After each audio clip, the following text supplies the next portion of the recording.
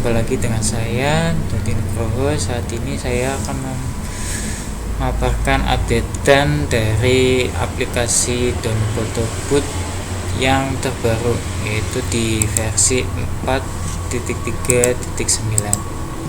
Oke, kita langsung buka saja ya aplikasinya. Oke, ini kita buka sambil menunggu.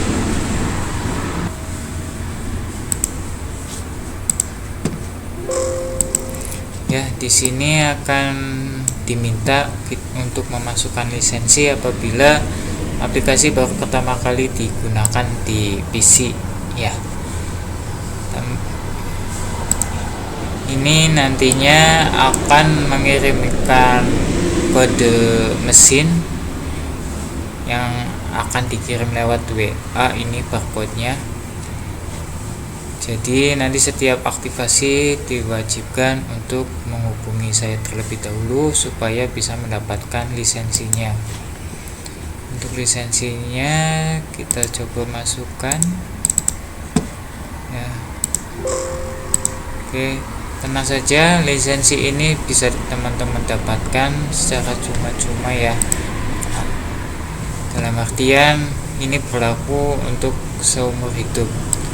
Asalkan saya mendapatkan WA pesan kiriman permintaan lisensi, maka akan saya kirimkan. Ini berfungsi supaya aplikasi ini tidak menyebar secara bebas, apalagi diperjualbelikan secara bebas di sana ya, di luar sana. Oke, tampilan awalnya adalah seperti ini. Apa aja sih yang terbaru di versi yang terupdate ini? Yang terbaru diantaranya adalah adanya penambahan template untuk menggunakan barcode atau QR. Jadi di pemakaian template yang baru ini, yang sekarang, kita bisa menambahkan QR, scan QR barcode. Jadi nanti di setiap hasil cetakan itu akan memunculkan barcode-nya sendiri-sendiri. Kita coba buat ini. Kemudian kita tambahkan frame-nya. Tambahkan frame-nya.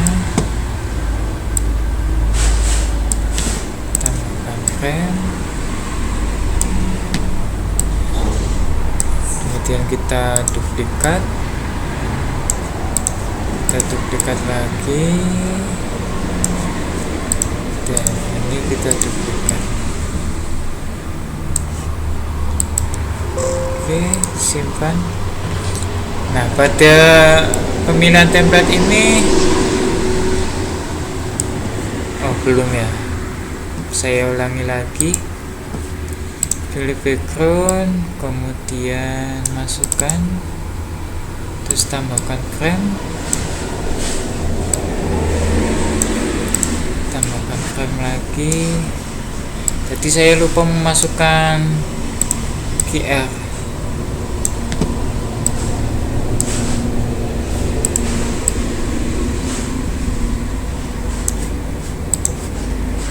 Ini template seperti ini biasanya dipakai apabila dalam foto cetak 4R itu mau dipotong menjadi 2, sehingga dalam satu sesi itu bisa untuk 2 cetakan dengan 4R yang dibagi ya, seperti ini. Kemudian tambahkan lagi barcode-nya.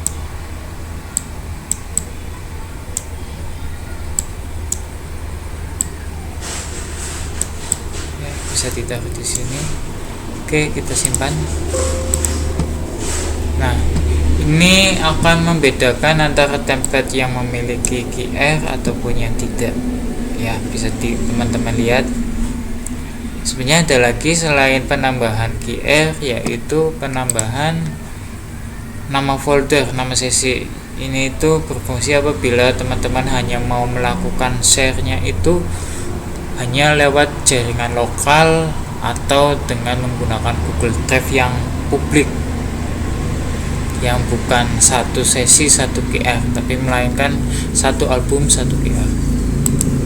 Oke, itu yang baru di fitur versi yang sekarang. Kemudian pada menu barcode display ini sekarang pilihannya ada banyak ya. Ada default itu hanya informasi aplikasi saja. Share lokal itu pembagian file lewat jaringan lokal, jaringan WiFi. Kemudian ada Google Drive, Dropbox, dan Custom. Nah, untuk Google Drive dan Dropbox ini kita sudah bisa melakukan upload file sesuai dengan sesinya masing-masing. Jadi ini kita cukup memasukkan file JSON. File JSON-nya mana? Coba ini. Kemudian kita tes koneksi. Ini akan terhubung ke akun yang kita setting sebelumnya ya. Nanti akan saya jelaskan bagaimana cara membuat file JSON. Ini continue saja. Kalau sudah, ini bisa melakukan tes. Nah, oke. Jadi nanti ketika hasil foto itu berhasil dibuat, maka QR-nya itu akan mengarahkan ke penyimpanan Google Drive. Ya, jadi tidak seperti yang sebelumnya fotonya itu bercampur antara satu sesi dengan sesi yang lain, namun ini hanya satu sesi satu barcode. Dan kelebihannya lagi, barcode ini bisa tercetak di hasil foto yang kita buat. Jadi tanpa harus memfoto barcode, kita bisa melakukan scan di hasil cetaknya dimanapun agar bisa di-download di smartphone. Pengaturan Dropbox pun juga sama, ini cukup mudah sebenarnya, nanti kita jelaskan di sesi yang selanjutnya. Oke, itu yang terbaru. Kemudian ada lagi yaitu metode pembayaran. Nah, di metode pembayaran ini akan diminta sandi adminnya ya. Sandi adminnya nanti akan saya beritahukan pada teman-teman saat pembelian di aplikasi. Di sini ada pilihan kris dan voucher. Untuk kris belum selesai saya buat karena memang membutuhkan website untuk bisa call in dari API yang tersedia. Jadi saya menambahkan yaitu voucher untuk bisa mengakali dari pemakaian kris. Jadi kita bisa juga jualan voucher atau kita bisa titipkan di event, kemudian kita bagikan vouchernya seperti itu. Untuk pembuatan voucher juga ada aplikasinya sendiri, sudah saya siapkan. Ini saya coba masukkan ya, voucher. Ini waktu durasi pemakaian photo booth bisa teman-teman atur. Ini kita setting 5 menit saja ya. Oke. Nah, pada saat metode pembayaran aktif, baik itu kris ataupun photo voucher, itu akan mengaktifkan layarnya itu secara otomatis penuh ya. Yang pertama secara otomatis penuh, yang kedua tidak bisa diklik dimanapun, hanya bisa melakukan klik di masukkan kode atau pembayaran, dan hanya bisa melakukan klik di setting. Namun untuk memasukkan atau masuk ke menu setting ini pun juga diwajibkan untuk input password yang sama seperti sebelumnya. Jadi tenang saja ketika apabila fitur Kris atau fitur voucher ini digunakan, tidak perlu khawatir kalau nantinya aplikasi ini dibobol atau sengaja diotak-atik sama konsumen atau klien. Oke, kita coba masukkan kode vouchernya. Di sini saya sudah menyimpannya sebelumnya. VCHE 4M YB 3HPP. Nah, pada saat melakukan input kode voucher ini, kita juga bisa melakukannya dengan menggunakan alat scanner barcode. Jadi untuk pemakaian kode voucher seperti di event wedding atau di tempat yang lain, kita bisa menambahkan alat scanner di dekat photo booth-nya ya. Jadi cukup melakukan scan barcode-nya dari voucher yang sudah ada, nanti secara otomatis akan masuk ke menu sesi foto. Oke, kita gunakan voucher. Nah, di atas ini ada waktu pemakaiannya ya, di bagian atas. Kemudian kita pilih yuk foto, atau bisa ganti dulu temanya. Kita pakai tema yang ini ya, yang basic. Kemudian pilih yuk foto ya, seperti ini. Kita bisa melakukan mulai foto ya.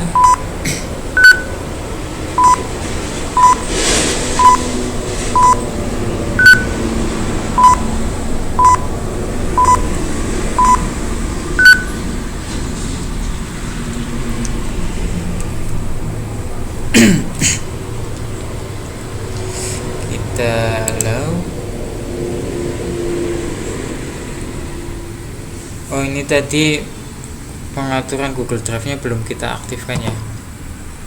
Belum kita aktifkan. Ini jadi ketika teman-teman menggunakan metode pembayaran kode voucher atau Kris, dia itu tidak bisa selesai ya, tidak bisa selesai atau kembali ke jendela awal. Karena apa? Karena kita diwajibkan untuk melakukan cetak terlebih dahulu. Jadi selama kita melakukan sesi foto namun belum melakukan cetak, jangan khawatir, konsumen dipastikan akan mendapatkan hasil cetaknya sebelum menyelesaikan aplikasi. Kita coba lakukan proses cetak. Anggap saja ini sudah, maka nanti akan selesai dengan sendirinya. Oke. Nah, ketika selesai akan kembali ke pengaturan awal, yaitu memasukkan lagi kode voucher yang baru. Seperti itu. Kemudian coba kita masukkan sandinya. Oke. Kemudian barcode display. Oh iya, ini pengaturannya di Google Drive ya. Kita setting coba di Google Drive.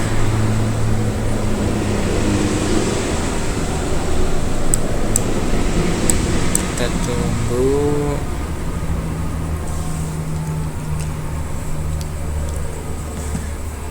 Karena pengaturannya ini membutuhkan koneksi dengan internet, jadi tergantung kecepatan internet teman-teman ya yang dipakai di rumah. Ini saya menggunakan 10 Mbps.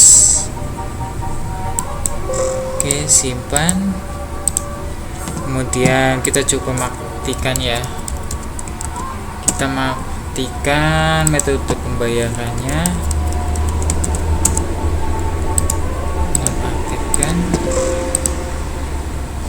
Oke, terus kita coba mulai foto.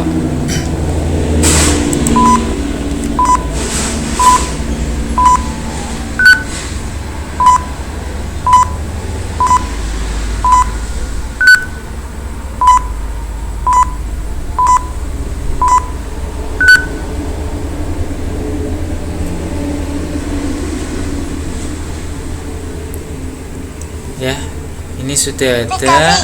Coba kita lakukan scan ya. Nah, teman-teman bisa lihat ini sudah mengarah ke Google Drive. Apabila kita buka,